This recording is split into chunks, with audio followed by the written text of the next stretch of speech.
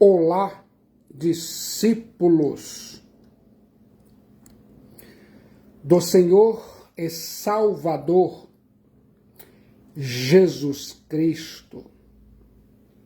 Aqui e agora eu vou compartilhar exclusivamente com você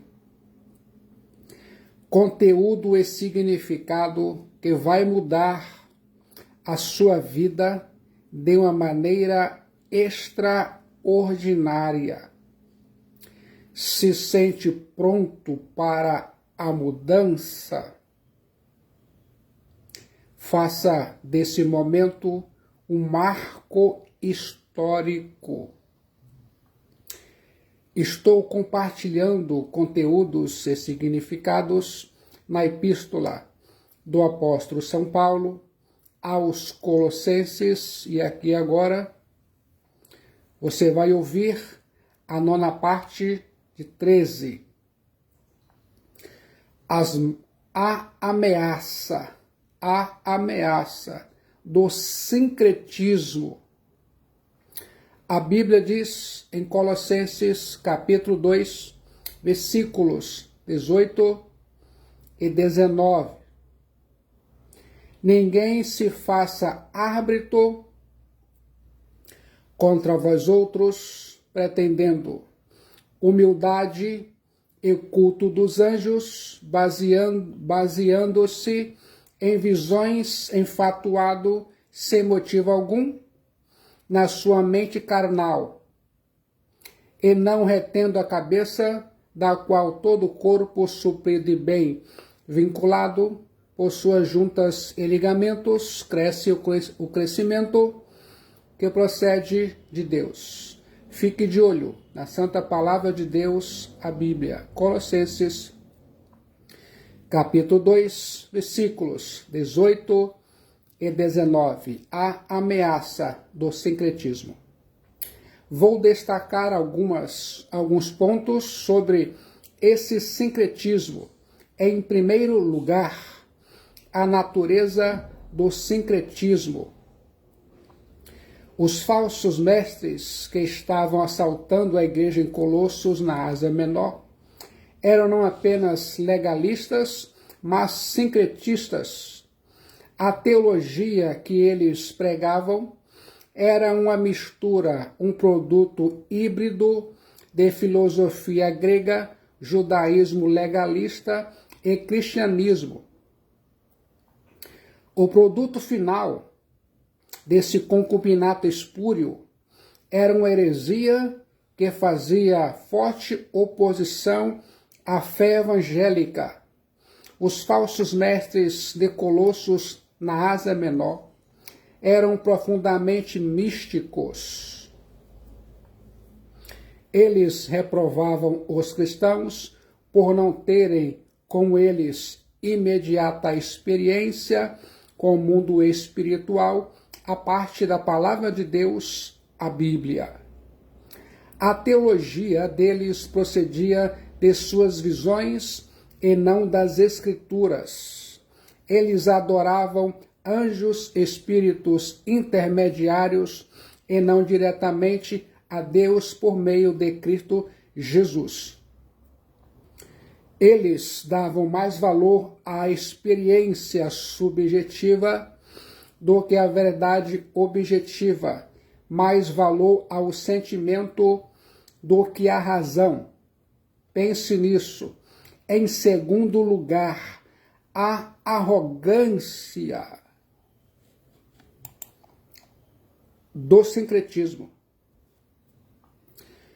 O apóstolo São Paulo exorta: ninguém se faça árbitro contra vós outros. Munidos de suas heresias sincretistas, os falsos mestres tentavam desqualificar os cristãos por não terem, como eles, as mesmas experiências arrebatadoras. Eles se colocavam na posição de árbitros que desqualificam um atleta e o impedem de receber o seu prêmio. O termo árbitro traduz uma palavra extremamente rara. Se sente pronto para ouvir? Provavelmente quer dizer agir na capacidade de um juiz ou árbitro que, num jogo, desqualifica o atleta ou lhe nega o prêmio. Claramente, tais juízes eram mestres gnósticos que não davam ao Senhor e Salvador Jesus Cristo o lugar supremo, mas se reservavam superioridade própria. Em terceiro lugar, a idolatria do sincretismo. O apóstolo São Paulo prossegue, pretextando humildade e culto dos anjos. Os falsos mestres estavam enganados quanto à teologia e quanto ao sentimento. Eles não apenas adoravam os anjos, mas diziam que faziam isso por humildade. O apóstolo São Paulo já havia ensinado a preeminência de Cristo Jesus sobre os anjos. Os anjos são criaturas de Deus e ministros a serviço de Deus e não podem ser adorados como Deus, no lugar de Deus ou como intermediários para nos levar a Deus. Os anjos não aceitam adoração humana. Adorar a criatura em lugar do Criador provoca a ira de Deus em vez de representar a Ele qualquer agrado. Os falsos mestres estavam ensinando que era arrogância uma pessoa tentar ir direto a Deus. Precisavam, portanto, adorar a Deus por meio dos anjos. No entanto, a atitude desses falsos mestres não era de humildade, mas de presunção. Está na hora de você saber desta verdade. Ao desobedecer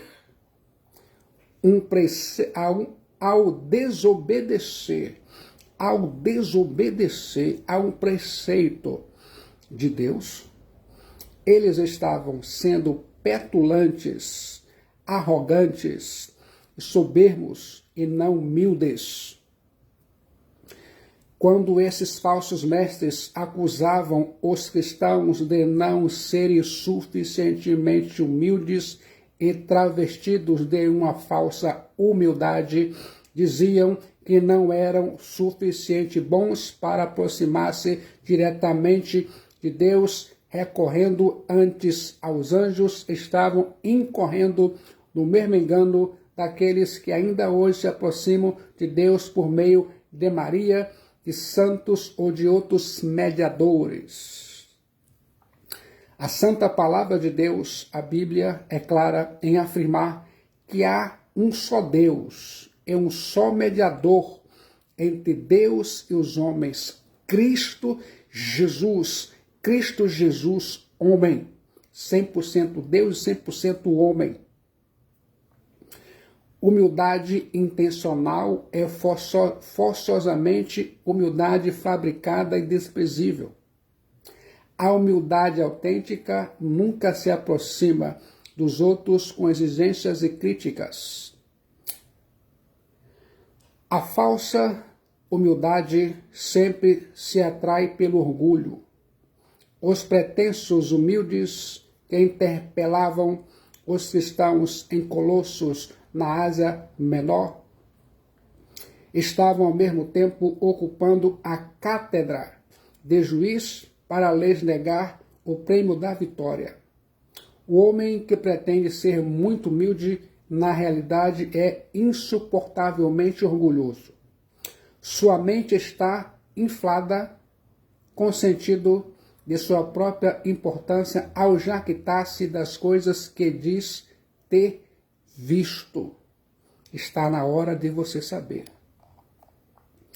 dessa verdade. Em quarto lugar, a base rota do sincretismo. O apóstolo São Paulo conclui: ninguém se faça árbitro contra vós outros, pretextando humildade e culto dos anjos, baseando-se em visões, enfatuado, sem motivo algum, na sua mente carnal, e não retendo a cabeça, de qual todo o corpo suprido e bem vinculado por suas juntas e ligamentos, cresce o crescimento que procede de Deus. Colossenses capítulo 2, versículos 18 e 19. Fique de olho na santa palavra de Deus, a Bíblia. Vou destacar aqui alguns pontos importantes. A religião do sincretismo não é bíblica, mas mística. O sincretismo é uma heresia, uma religião heterodoxa. Ele está baseado em visões e não da verdade revelada. Está fundamentado na experiência e não na escritura. Aquele que cai nesse laço do engano acredita ter visto algo e já quita-se dessa experiência. Faz dela o assunto mais grandioso. Se alguém se atreve a contradizê-lo ou colocar em dúvida suas teorias, ele responderá: mas eu tive esta e aquela visão. Ao agir assim, essa pessoa coloca a sua experiência mística acima da palavra de Deus e julga-se possuidora de uma revelação especial de Deus e de um conhecimento superior além das Escrituras. Floresce de maneira vigorosa em nossos dias o sincretismo. As pessoas deixam o sincretismo pagão abraçar outro sincretismo chamado evangélico. As pessoas entram para a igreja evangélica, mas continuam prisioneiras de crendices forâneas e estranhas à palavra de Deus, a Bíblia. Quero chamar aqui agora sua atenção para essa verdade. A religião do sincretismo não é espiritual, mas carnal. Os falsos mestres arrotavam uma espiritualidade que não possuíam. Eles se diziam humildes, mas eram enfatuados. Diziam-se espirituais, mas eram carnais. Queriam ser juízes dos outros, mas não julgavam a si mesmos. Queriam reprovar os outros, mas não enxergavam o quão longe eles mesmos estavam de Deus. A mente é carnal quando baseia sua esperança para a salvação em qualquer coisa que não seja Cristo Jesus somente. Não faz nenhuma diferença se o fundamento no qual você tenha colocado a sua esperança seja a força física, a habilidade, as boas obras ou, como aqui, visões transcendentais.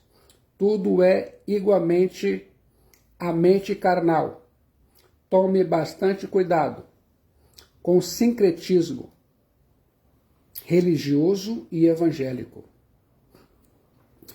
A religião do sincretismo proclama ser de Cristo Jesus, mas está desligada dele.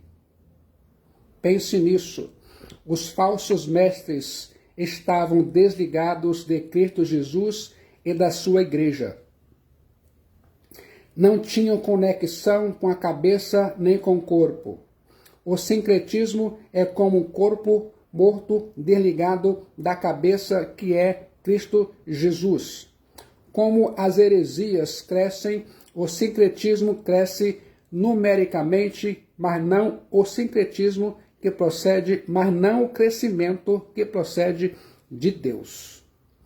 Um dos maiores equívocos da nossa geração pragmática e mística é a afirmação de que onde existe uma multidão, aí está a verdade. O argumento é o seguinte: se a igreja está crescendo, é obra de Deus, porque se não fosse de Deus, o trabalho jamais prosperaria. Esse raciocínio é enganoso e falaz. Tal conclusão está equivocada. Nem tudo o que cresce é verdadeiro. Nem todo sucesso procede de Deus. Nessa sociedade embriagada pelo sucesso, o critério na busca da verdade mudou radicalmente. O pragmatismo místico não se interessa pela verdade. Aliás, ele tem aversão por ela. Esse sincretismo pragmático busca o que funciona. Não busca o que é certo, mas o que dá certo. Resultado e não fidelidade é tudo o que um pregador pragmático almeja. Uma igreja não é automaticamente fiel por estar crescendo numericamente. O apóstolo São Paulo diz que a igreja não necessita nem de outra fonte de poder, nem deve buscá-la para vencer o pecado ou para crescer no conhecimento, virtude e alegria, e sim deve buscar Cristo e sua palavra. Quero chamar sua atenção para esta verdade. A religião do sincretismo proclama ser verdadeira, mas é totalmente falsa. É falsa toda religião que não segue a orientação da cabeça, que é Cristo Jesus. É engodo toda religião que dá mais valor às visões, ensinos, experiências dos homens que é o ensino de Cristo Jesus. Toda religião que se isola e pretende ser a única detentora da verdade sem estar suprida pela cabeça e bem vinculada por suas juntas e ligamentos é um câncer no corpo, em vez de crescer o crescimento que procede de Deus. Quero que se lembre disso. Aqui agora fique de olho no perigo do ascetismo. Colossenses capítulo 2, versículos 20 a 23. Se morrestes com Cristo para os rudimentos do mundo, porque como se vivesses no mundo, vos sujeitais a ordenanças. Não manuseis isto, não proves aquilo, não toques aquilo outro, segundo os preceitos e doutrinas dos homens. Pois que todas estas coisas com uso se destroem. Tais coisas, com efeito, têm aparência de sabedoria, como o culto de si mesmo e da falsa humildade, e de rigor ascético, todavia não tem valor algum contra a sensualidade. Fique de olho, a santa palavra de Deus, a Bíblia. Cuidado com o perigo do ascetismo. Paulo apóstolo condenou o gnosticismo, o legalismo, o sincretismo e agora condena o ascetismo. A crença de que algumas pessoas podem crescer espiritualmente simplesmente abstendo-nos de coisas, flagelando o seu corpo e mortificando-os fisicamente. Essas práticas ascéticas se tornaram comuns durante a Idade Média. O ascetismo venceu a barreira do tempo e chegou em nossa época. Essa heresia ainda ameaça a igreja contemporânea.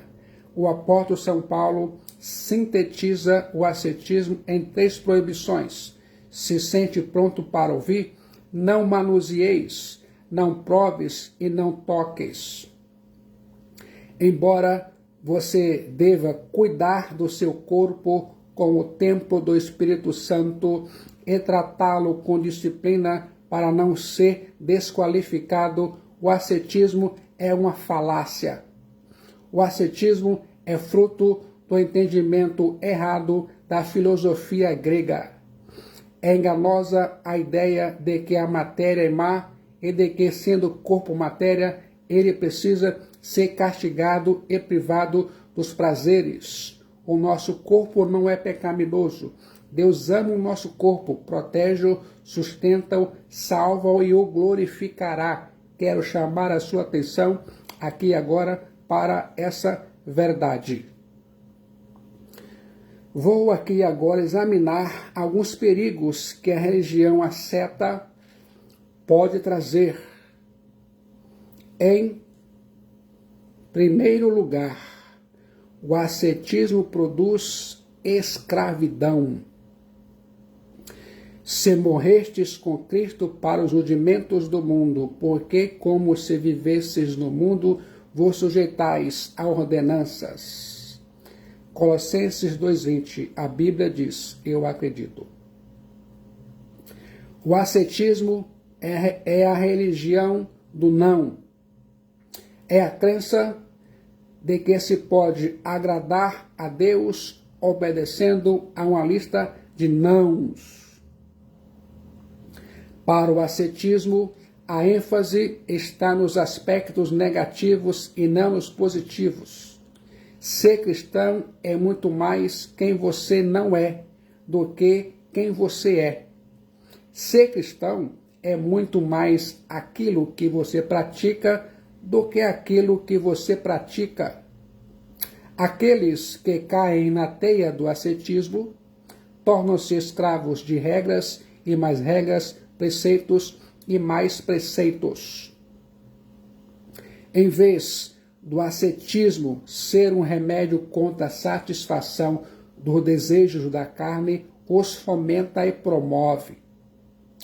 O apóstolo São Paulo declara que, quando Cristo Jesus foi à cruz, levou não apenas a lista dos nossos pecados, mas a lei que nos acusava e nos condenava. A morte de Cristo Jesus foi a nossa morte e pela sua ressurreição recebemos uma nova vida. Agora eu e você, cristãos, somos livres do pecado e da lei. Eu e você não precisamos mais colocar o nosso pescoço debaixo desse jugo. Eu e você carregamos numa mão a certidão de óbito da velha vida e na outra a certidão do novo nascimento. Eu e você somos verdadeiramente livres do Filho de Deus, Cristo Jesus. Ninguém está tão separado do mundo quanto morto. O mundo, contudo, o que é contrário a Deus, é deteriorado. Não é mais sua vida, não atrai mais o seu coração, nem preenche mais sua mente e seus anseios. Essa é uma separação do mundo bem diferente e muito mais profunda do que evitar permanentemente centenas de coisas com temor, porque a rigor elas ainda são tentadoras e perigosas para você.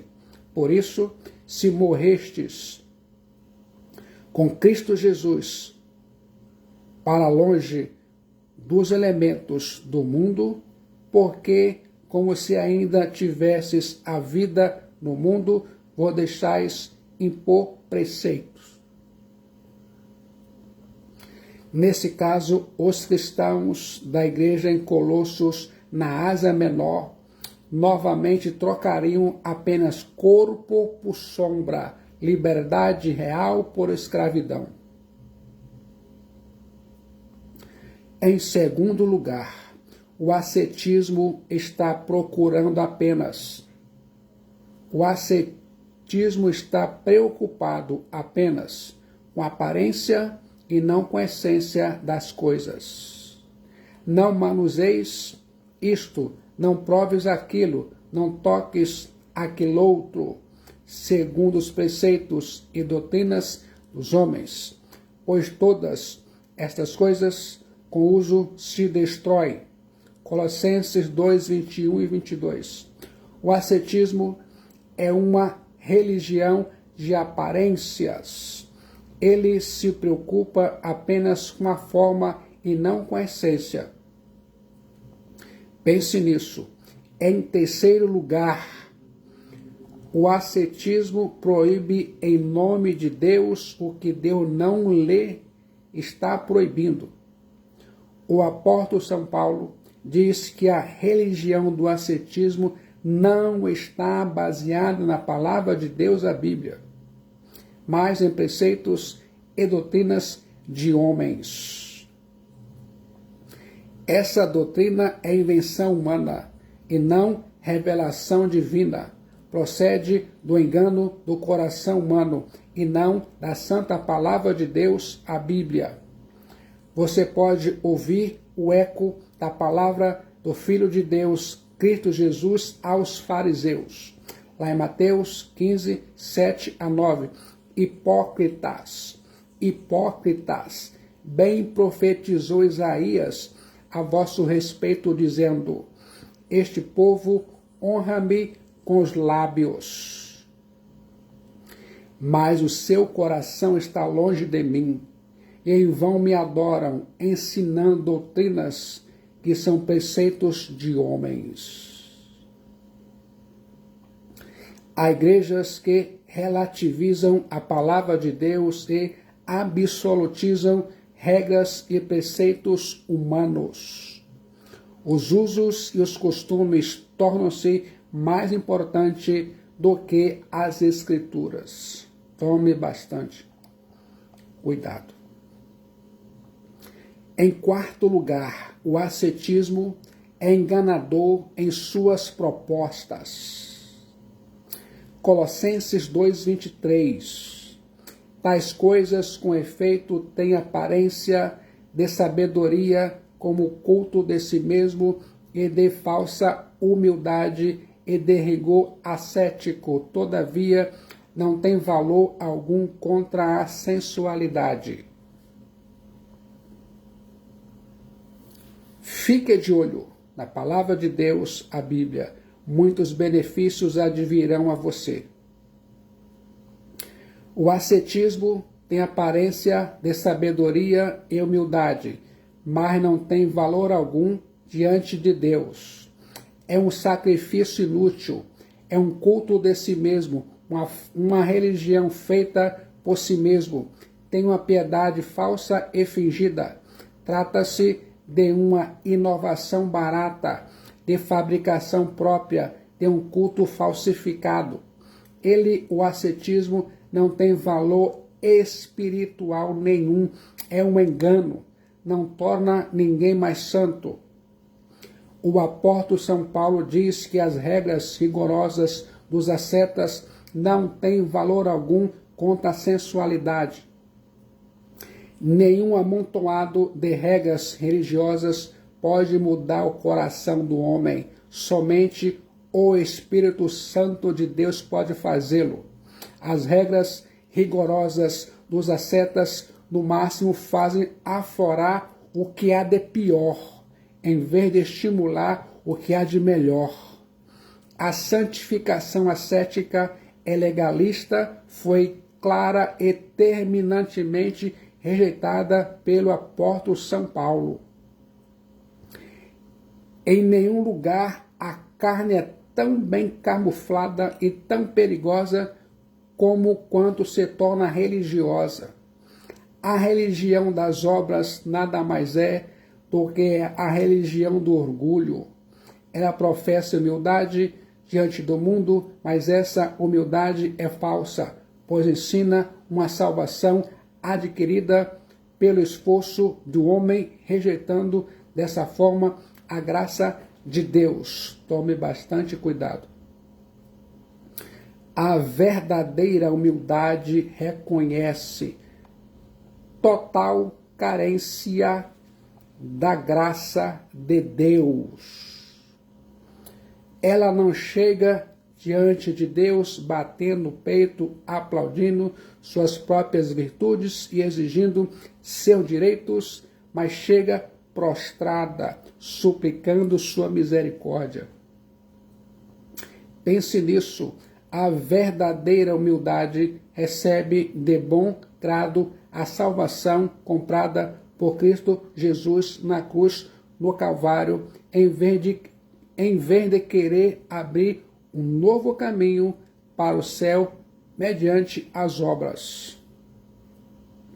Qualquer sistema religioso que não deseja aceitar a Cristo Jesus como único e suficiente Salvador é uma gratificação da carne, é uma entrega ao capricho pecaminoso do homem, como se ele pudesse, mediante seus próprios inventos, aperfeiçoar a já completa e cabal obra de Cristo Jesus.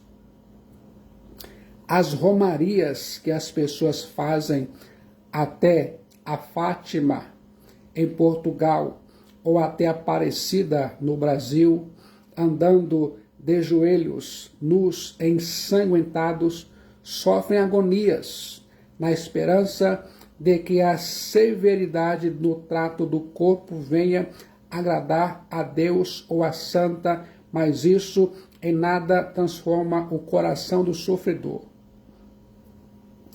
O apóstolo São Paulo reconhece que o ascetismo possa produzir visões, mas a condenação dele recai sobre o motivo e os resultados. O motivo é o desejo de uma experiência espiritual que passe por cima do Filho de Deus, Cristo Jesus, e procura a glorificação, uma exaltação sensual. O resultado final é um senso de orgulho espiritual, o que Paulo chama de uma capitulação à sensualidade, à satisfação da carne, ou seja, da natureza não regenerada do homem. Quero chamar sua atenção para esta verdade. Você deve se acautelar da religião das obras, sempre fazendo as seguintes perguntas.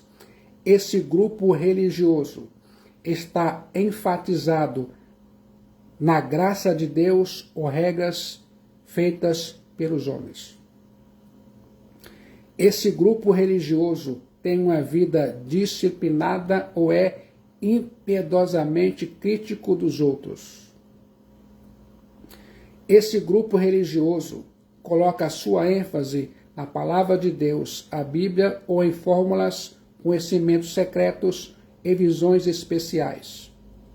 Esse grupo religioso exalta Cristo Jesus e sua obra ou os observadores de suas regras? Esse grupo religioso reconhece e valoriza a Igreja de Cristo Jesus comprada pelo seu sangue ou a negligencia, exaltando apenas o seu grupo? Quero saber a sua resposta. Aqui agora, fique de olho nas evidências de uma verdadeira conversão. Colossenses capítulo 3, versículos 1 a 4. Portanto, se fordes ressuscitados juntamente com Cristo, buscai as coisas lá do alto, onde Cristo vive assentado à direita de Deus. Pensai nas coisas lá do alto, não as que são aqui da terra, porque morrestes, e a vossa vida está oculta juntamente com Cristo em Deus.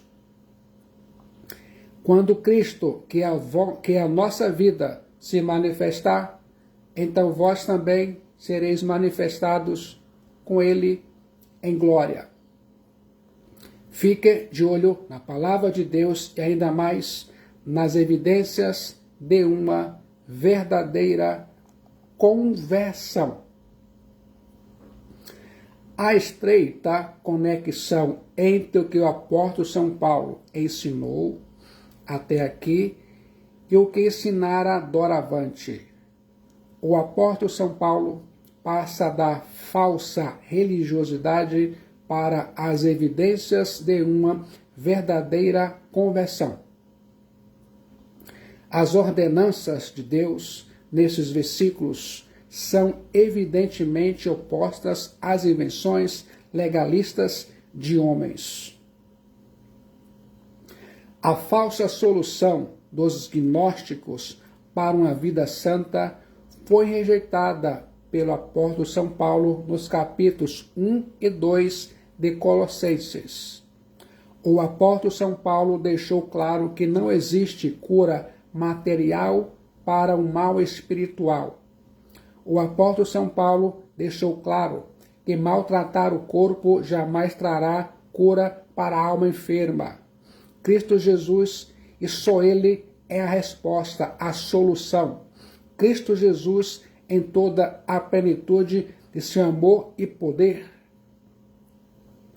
O apóstolo São Paulo mostra que há uma estreita conexão entre aquilo em que você crê e aquilo que você pratica. Não pode existir um abismo entre a fé e a prática, entre o discurso e a vida. Quero que se lembre disso. Você evidencia a verdadeira conversão quando deseja as coisas do céu mais do que da terra. A verdadeira conversão pode ser percebida por sua identificação com Cristo Jesus e pela sua aspiração por Cristo Jesus. Vou aqui agora considerar esses dois pontos. Em primeiro lugar, os convertidos se identificam com Cristo Jesus. O apóstolo São Paulo menciona os seguintes aspectos de sua identificação com Cristo Jesus. Eu e você morremos com Cristo Jesus, porque morrestes e a vossa vida está oculta juntamente com Cristo em Deus. Colossenses 3:3. Cristo Jesus não apenas morreu por nós, substituição, mas nós morremos com Ele, identificação. Eu e você estávamos mais perto de Cristo Jesus do que os dois malfeitores que foram crucificados com Ele. Na cruz, Cristo Jesus não apenas pagou a nossa dívida com sua morte, mas quebrou o poder do pecado em nossas vidas. O apóstolo São Paulo pergunta: como viveremos ainda no pecado nós, porque para ele morremos? Romanos capítulo 6, versículo 2. A morte inevitavelmente desliga o morto dos interesses deste mundo. De igual forma, na morte com Cristo Jesus deve haver uma mudança de 180 graus na ambição do convertido. Quero que se lembre disso. Eu e você vivemos em Cristo Jesus. Colossenses 3:4. Quando Cristo, que é a nossa vida, se manifestar, então vós também sereis manifestados com Ele em glória. Louvado seja Deus. A Bíblia diz, eu acredito. Cristo Jesus é a nossa vida. O apóstolo São Paulo disse aos Filipenses: para mim, o viver é Cristo. O apóstolo São Paulo diz aos Gálatas: não sou eu quem vive, mas é Cristo que vive em mim. A vida eterna é Cristo Jesus. Aquele que tem o Filho tem a vida. Aquele que não tem o Filho de Deus não tem a vida, disse o apóstolo São João. A essência da vida eterna é conhecer a Cristo Jesus.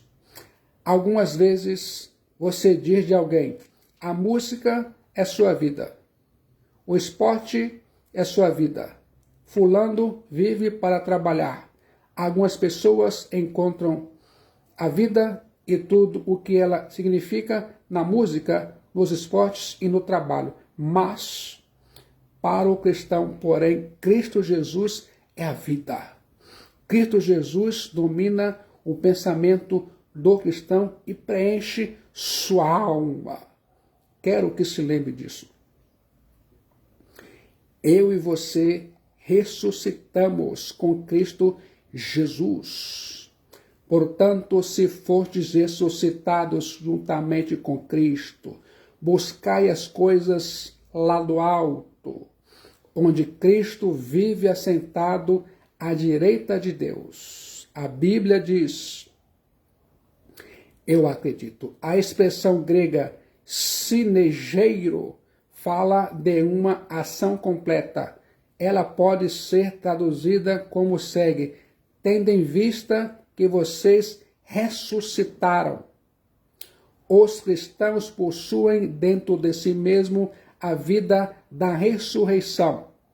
Portanto, os cristãos vão experimentar o poder da ressurreição de Cristo Jesus em um grau cada vez mais alto. Quero que se lembre disso.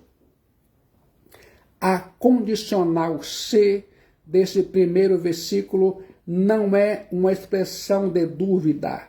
Todos os que recebem a Cristo Jesus estão identificados com ele na sua morte, sepultamento, ressurreição e ascensão. O sentido mais exato desse termo seria: uma vez que a minha e a sua posição exaltada em Cristo Jesus não é algo hipotético, tampouco um alvo que devemos esforçar-nos para alcançar. É um fato consumado. É possível estar vivo e ainda viver na sepultura.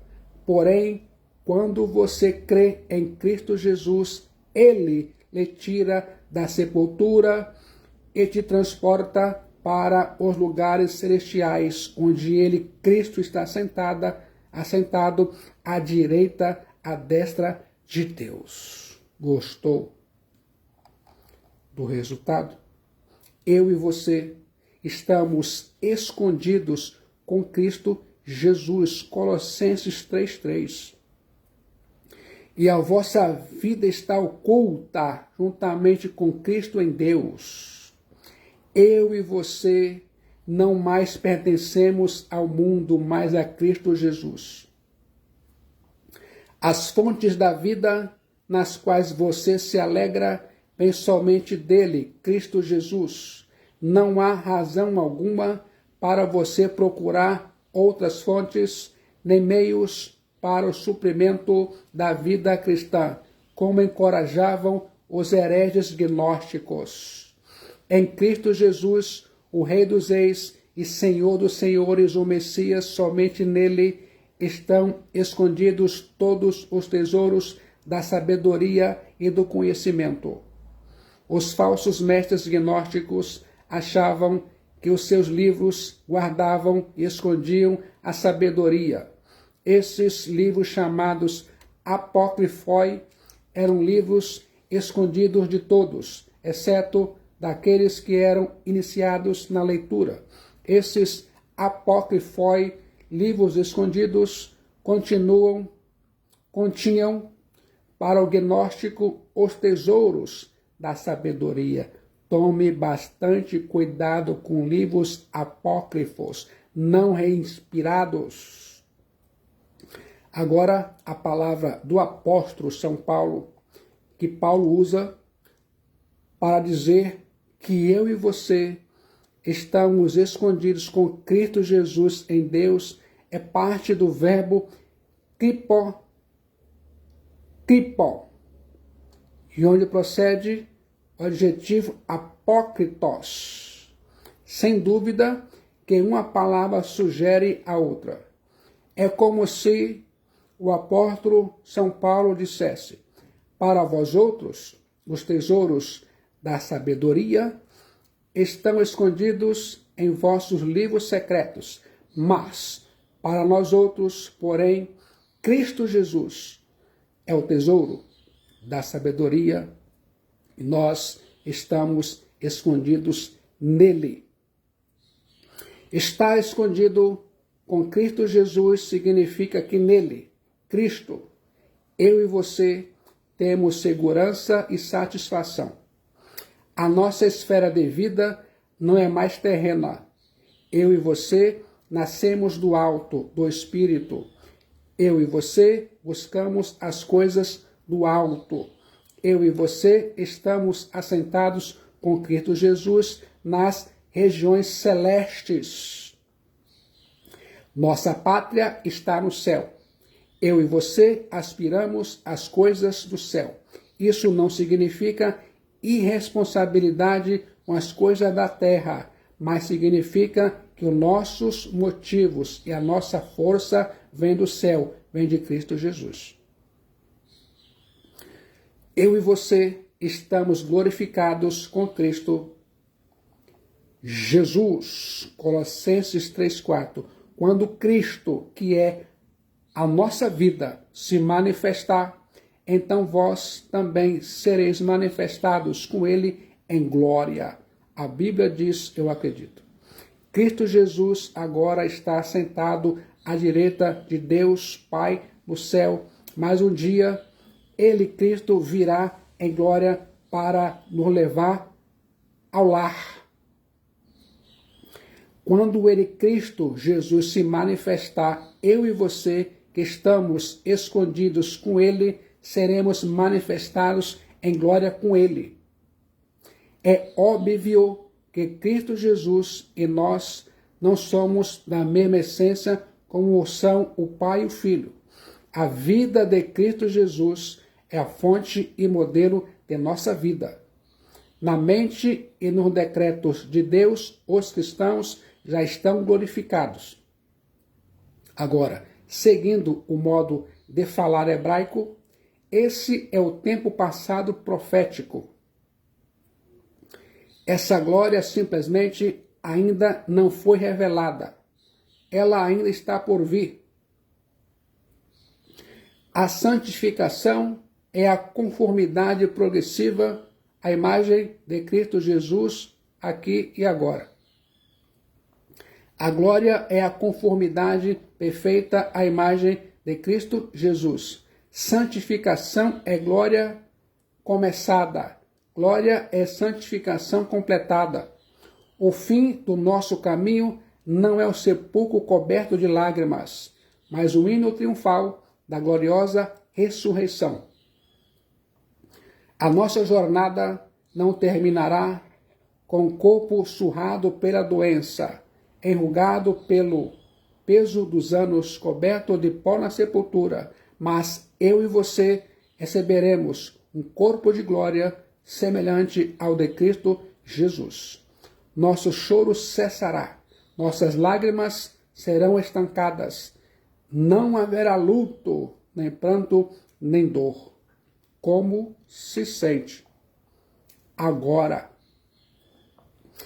Em segundo lugar, os convertidos têm aspiração por Cristo Jesus. Essa aspiração por Cristo Jesus é descrita pelo apóstolo São Paulo de duas maneiras, quer saber, fique de olho. Os convertidos buscam mais as glórias de Cristo do que as glórias deste mundo.